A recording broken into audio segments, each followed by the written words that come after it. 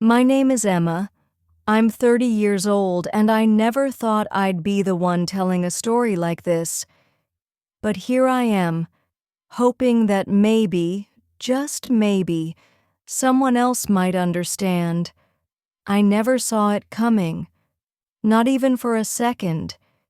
He promised me forever. He always said he would be there, that I was his one and only, the love of his life. But I stayed up all night waiting for him to come home.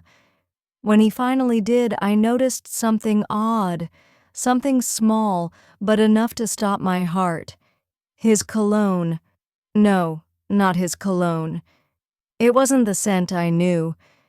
And there was a faint trace of another perfume. A perfume that wasn't mine. That night, my world fell apart. Before everything came crashing down, our life was good. It was routine, maybe even a little predictable, but it was comfortable.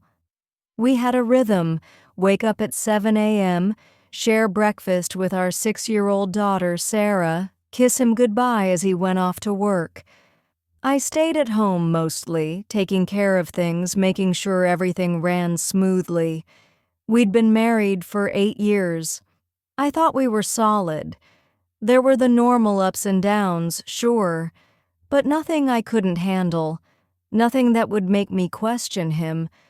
I'd always been the kind of person who trusted easily. Maybe that's why this betrayal felt so much worse.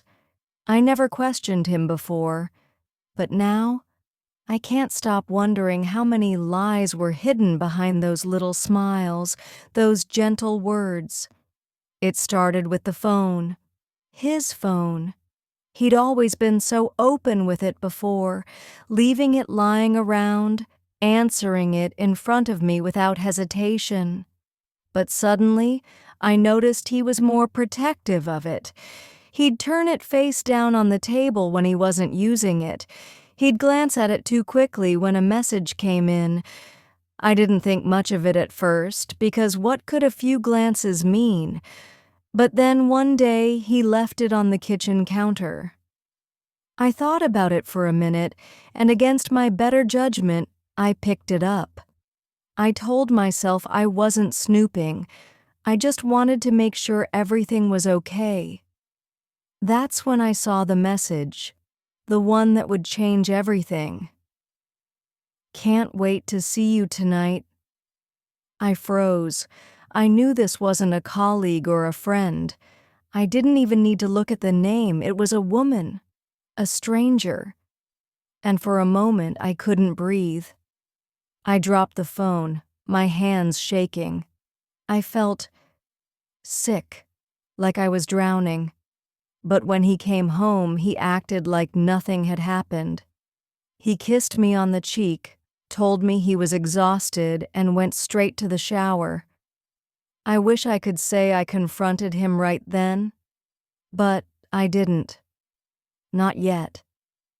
Days passed, and I couldn't shake the feeling that something was wrong. Every time I looked at him, I saw the stranger in his eyes.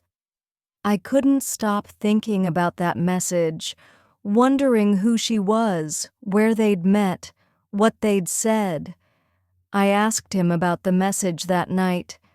At first, he denied everything. He told me it was from a colleague who was just joking around, but I knew better. The way his eyes darted away from mine, the way his voice cracked, it wasn't convincing. But I still wanted to believe him. I wanted so badly to believe it was nothing. So I told myself to let it go, to trust him. But then I saw her name pop up again. And again. The same number, the same messages. They weren't just random exchanges. They were intimate. "I miss you," she said once. "I can't wait to be with you," she said another time. I confronted him again, and this time he didn't get defensive. He got angry. "Why can't you just trust me?" he yelled. "You're paranoid. You're imagining things." But I wasn't imagining it. I wasn't crazy. I knew what I was seeing. I wanted to scream, to shake him, to make him see the truth. But all I could do was sit there staring at him. The man I thought I knew wasn't the man I thought he was. That night I locked myself in the bathroom. I could hear Sarah's laughter from the living room, but it felt like the world was closing in on me. My chest felt tight, my body cold. My mind was spinning with questions I couldn't answer. Why didn't he love me anymore? Was I not enough? Was I so blind to everything that had been happening right under my nose? I cried. I cried until I couldn't breathe, until my head throbbed and my body felt hollow. What was the point of all this? I wanted to scream. I wanted to break something. But what would it change? Nothing would change. He had already chosen her. It's been a few months since that night. Things have settled down a little, on the outside at least. We still talk. We still parent Sarah together. But something is missing now. Something inside me that I can't get back. We don't talk about her. He won't admit anything, and I don't know if I could hear the truth if he did. But what I do know is this: I don't feel the same way anymore. I don't look at him the same way. I don't trust him the same way. I wonder if I ever did. Will he ever change? Will he ever be the man I thought he was? Or will he always be someone else? I don't know. I wish I could tell you that I've figured it out, but I haven't. Maybe I never will. If you connected with this story, if you've ever felt the weight of betrayal, the agony of not knowing what comes next, please like, share, and subscribe. Sometimes sharing our pain is the first step toward healing.